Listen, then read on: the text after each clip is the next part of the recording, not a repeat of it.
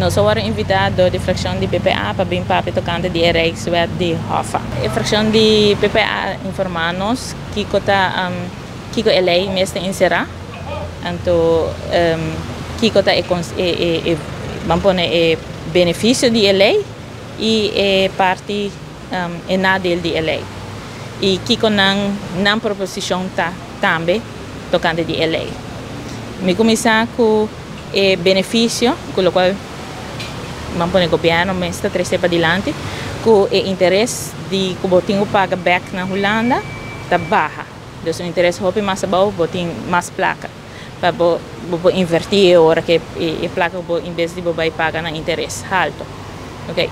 Pero parte de na delta que se bijvoorbeeld nós mesmo vamos pôr vai direito a uma escola, não?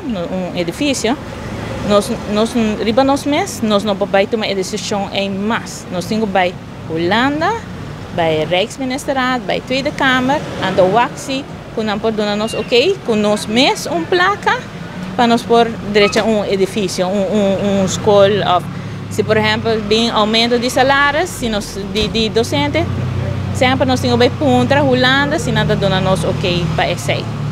Então essa é parte que a Aruba não também tem como te dizer, zeggenschap para decidir se não por tomar uma decisão arriba na mesma, sempre está via Holanda. In the future, nós que vai negociar a troca para aumento de salários, sempre ora Holanda tem o último de visa, então se não visa com não, e não vai passar.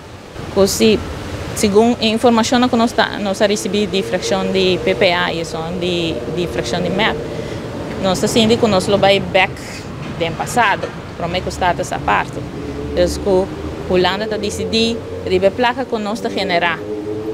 Então, nós pensamos que nós que vai back do passado, nós temos que vai adiante para nós prosperar. Parte de fração de AVP futuro, nós não temos nada de na banda ainda. Nós só vamos informar de parte de fração de MEP e de parte de fração de PPA.